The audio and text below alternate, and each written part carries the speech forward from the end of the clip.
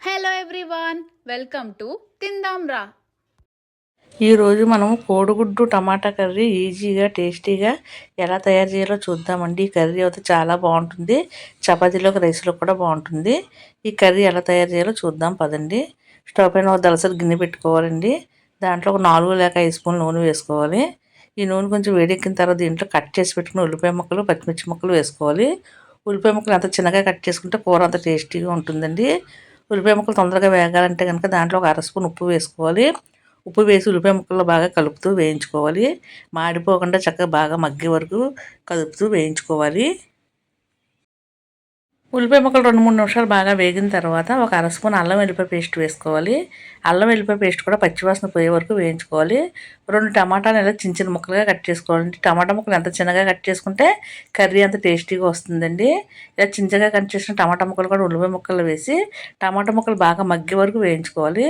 తర్వాత ఒక స్పూన్ నిండుగా మసాలా పేస్ట్ వేసుకుంటున్నాను. ఇక్కడ మసాలా పేస్ట్ అని వేసుకోవచ్చు, మసాలా పొడి అని వేసుకోవచ్చు. ఈ మసాలా పేస్ట్ కూడా పచ్చివాసన పోయే వరకు కదుపుకుంటూ వేయించుకోవాలి. ఈ కర్రీలో ఇలా మసాలా పేస్ట్ వేయించుకోవడం వల్ల గ్రేవీగా కర్రీ చాలా బాగుంటుందండి. రైస్లోకి చపాతీలోకి పుల్కాలోకి కూడా కూర చాలా బాగుంటుంది. తర్వాత ఒక పావు స్పూన్ పసుపు వేసుకోవాలి.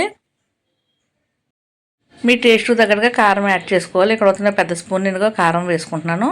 అలానే కొంచెం సాల్ట్ వేసాం కదా, చూసి సరిపోతే కనుక మరి కొంచెం సాల్ట్ కూడా యాడ్ చేసుకోవచ్చు. ఇవన్నీ ఉల్లిపాయ ముక్కలు బాగా పట్టేలా కలుపుకోవాలి. శుభ్రంగా కడిగి కట్ చేసి పెట్టుకున్న కొత్తిమీర కూడా వేసుకోవాలి. ఈ కొత్తిమీర కూడా వేసి కొత్తిమీర బాగా మగ్గే వరకు మగ్గబెట్టుకోవాలండి. ఉల్లిపాయ ముక్కలు, కొత్తిమీర, టమాటా ముక్కలు బాగా మగ్గిన తర్వాత ఒక గ్లాస్ వాటర్ పోసుకోవాలి.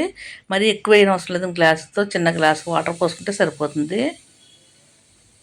ఈ వాటర్ పోసిన తర్వాత ఉల్లిపాయ ముక్కలు బాగా కలిసేలా కలుపుకోవాలి. తర్వాత మూత పెట్టి వాటర్ని బాగా మరగనివ్వాలండి. వాటర్ మరిగిన తర్వాత ఎగ్స్ వేసుకోవచ్చు. వాటర్ ఇలా మరుగుతున్నప్పుడు ఎగ్స్ని ఉడకబెట్టి పైన ఉన్న పెంకు తీసుకుని చిన్న చిన్నగా మధ్య మధ్యలో ఘాట్లు పెట్టుకుని ఈ కర్రీలో వేసుకోవాలండి. ఇలా ఘాట్లు పెట్టుకోవడం వలన పులుపు, ఉప్పు, కారం గుడ్లలో కూడా వెళ్ళి గుడ్లు చాలా టేస్టీగా ఉంటుంది. పిల్లలు కూడా చాలా ఇష్టంగా తింటారండి ఈ కర్రీ. రైస్లోకి చపాతీలోకి అయితే చాలా చాలా బాగుంటుందండి. తర్వాత మూత పెట్టి నీళ్ళన్నీ దగ్గరికి అయ్యే వరకు ఉడికించుకోవాలి. మధ్య మధ్యలో కదుపుకుంటూ ఉండాలి. సాల్ట్ సరిపోయిందో లేదో ఒకసారి చెక్ చేసుకోండి. సాల్ట్ సరిపోతే కనుక మరి కొంచెం సాల్ట్ని కూడా యాడ్ చేసుకోవచ్చు. ఈ కర్రీ మరీ గట్టిగా అయ్యేదాకా ఉండకూడదండి. కొంచెం పలచకున్నప్పుడు దించుకుంటేనే చల్లారిన తర్వాత కొంచెం చిక్కబడుతుంది. రైస్లోకి, చపాతీలోకి, పుల్కాలోకి, బిర్యానీలో కూడా ఎంతో రుచిగా ఉండే టమాటా కోడిగుడ్డు కర్రీ ఎలా తయారు చేయాలో చూసాం కదా. ఈ కర్రీ చాలా రుచిగా ఉంటుంది. మీరు కూడా ఒకసారి తప్పనిసరిగా ట్రై చేయండి. తర్వాత ఈ కర్రీని అంతటిని ఒక సర్వింగ్ బౌల్లో వేసుకుని సర్వ్ చేసుకోవాలండి. అంతేనండి, కోడిగుడ్డు టమాటా గ్రేవీ కర్రీ రెడీ అయిపోయింది. మీరు కూడా ఒకసారి తప్పనిసరిగా ట్రై చేసి ఎలా వచ్చిందో మీ కామెంట్స్ నాకు పంపండి. లైక్ చేయడం మటుకు అసలు మర్చిపోకండి. Thank you. మా వీడియోస్ని మీరు తప్పనిసరిగా లైక్ చేయండి, షేర్ చేయండి, సబ్స్క్రైబ్ చేయండి, పక్కన బెల్ ఐకాన్ క్లిక్ చేయండి.